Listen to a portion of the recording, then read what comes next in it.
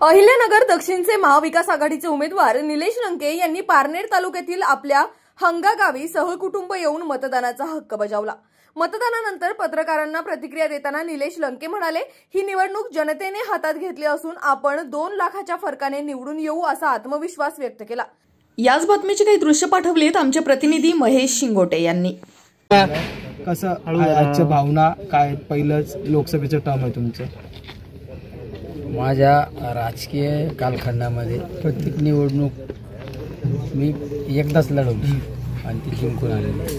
मी ज्या गावामध्ये आता मतदान केलं माझं हंगा गाव आहे आणि त्या गावामध्ये 2010ला मी ग्रामपंचायत लोकशाही लढवली आणि त्यावेळेस या सगळ्या माझ्या मायबाप जनतेने त्यावेळेस मला सरपंच केलं। 2010 ते 11च्या कालखंडामध्ये सरपंचच्या कारभार करत असताना अतिशय चांगले काम। हे झाड जे दिसतं ना, हे झाड हे सगळे मी सरपंच असताना लावली होती या झाडाला आणि मी या झाडांना पाणी घातलेले।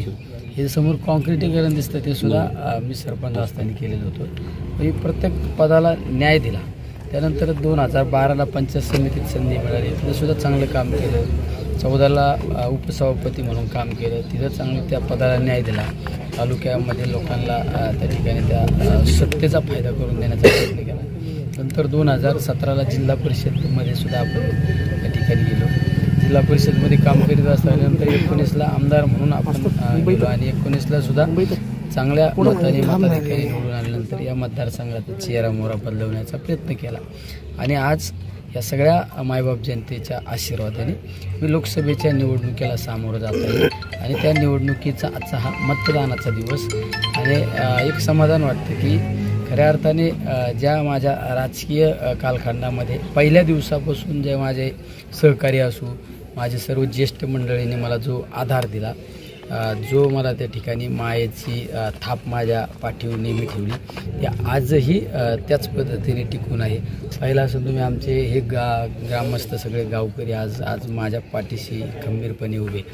शेवट आपण राजकारणामध्ये आपण किती मोठे झालो त्यापेक्षा आपला पाया म्हणून ज्यांनी काम केलं अडचणीच्या काळात, ही सगळी मंडळी आजही माझ्याबरोबर आहे आणि मला एक खात्री आणि विश्वास आहे की ही लोकसभेची निवडणूक मी निश्चित अतिशय चांगल्या मताच्या फरकाने निवडून येणार। पण सर, तुमचा जो प्रतिस्पर्धी आहे त्याला राजकीय वारसा असलेल्या घरांना असं म्हटलं जातं। मागच्या 7 टर्म त्यांचे आजोबा जे ते खासदार होते, त्यानंतर 1 टर्म ते सुद्धा खासदार राहिलेले आहेत। हे आव्हान तुम्ही कसं पाहताय? वारसाचा इथं चालत नाही। शेवट जनतेमध्ये सहभाग काय, जनतेने जर एखादी निवडणूक हातात घेतली तर परिवर्तन अटळ असतं। माझ्या प्रत्येक निवडणुका ह्या ज्यांना राजकीय वारसा आहे, वारसदारांच्या विरोधातच निवडणुका लढवलेल्या आहे, प्रस्थापिताच्या विरोधात। पण ह्या सर्वसामान्य जनतेच्या आशीर्वादाने आधाराने ह्या सगळ्या निवडणुका आजपर्यंत मी जिंकून आलेले आहे। त्यामुळे ही निवडणूकसुद्धा सर्वसामान्य मायबाप जनतेच्या आशीर्वादाने, त्या सर्वसामान्य जनतेच्या ताकदीने ही निवडणूक मी निश्चित निवडूनच येणार।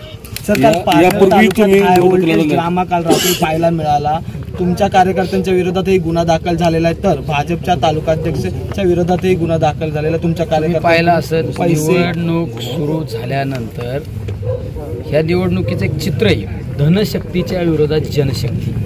त्यांनी प्रत्येक ठिकाणी धनशक्तीचा आणि बळाचा वापर करण्याचा प्रयत्न केला।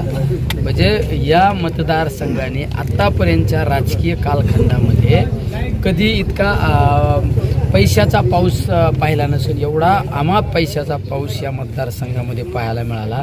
काल माझ्याच तालुक्यामध्ये भाजपचा कोण पदाधिकारी त्याच्या गाडीत 8-9 लाख रुपये सापडले। त्याचबरोबरीने शिवसेना शिंदे साहेबांच्या गटाचा तालुका प्रमुख वनकुट्यात त्याला सुद्धा लोकांनी सापडवलं, त्याच्याकडे पैसे सापडले। पण शेवट किती पैसे वाटले, काही वाटले, तर ही निवडणूकच जनतेने हातात घेतलेली आहे आणि ज्या प्रशासनाचा इतका गैरवापर केलेला आहे, म्हणजे प्रशासनाच्या गाड्या त्या उमेदवार असो किंवा त्यांच्या कार्यकर्त्यांना सोडवायला जर जात असेल तर याच्या इतक्या राजकारणात मी आतापर्यंत वाईट पाहिलं नाही।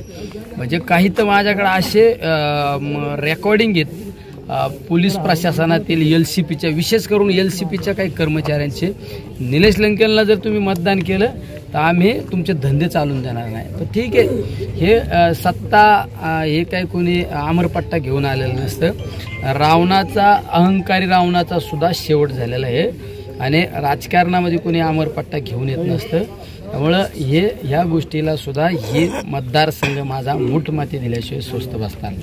45 दिवसांचा मोठा वेळ जो आहे तर तो प्रचाराला मिळाला. कसा प्रतिसाद होता, काय काय अनुभव आले? मी आत्तापर्यंत अनेक निवडणुका मी स्वतः लढवल्या. अनेक निवडणुकामध्ये मी नेतृत्वाची भूमिका घेतलेली होती. पण मला ह्या निवडणुकीमध्ये इतका अतिशय वेगळा अनुभव आला. तो म्हणजे असा, मी एखाद्या गावात माझं शेड्यूल बनवलेलं असल्यानंतर सर रात्रीचा 8चा टायमिंग दिला, तिथं 12 वाजता 1 वाजता गेलो तरी हजारोच्या संख्येने त्या ठिकाणी लोकांनी उत्स्फूर्तपणे माझं स्वागत केलं.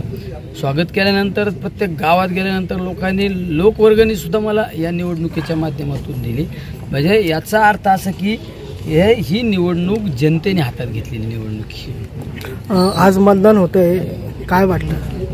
आज या सगळ्या या राजकीय कालखंडाचा आजचा हा मतदानाचा शेवटचा टप्पा. लीड म्हणजे मी सांगितलं होतं, एका कार्यक्रमात सांगितलं होतं, कम से कम 2 लाख. थँक्यू. चला काय लाईन इथे थांबूया.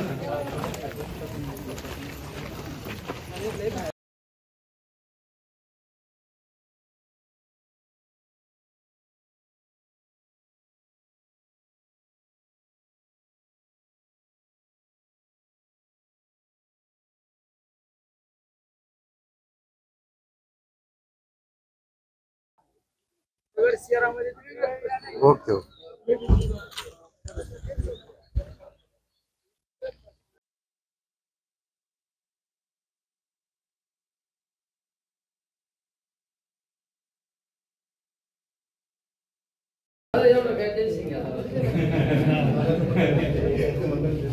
सर पुढे बस.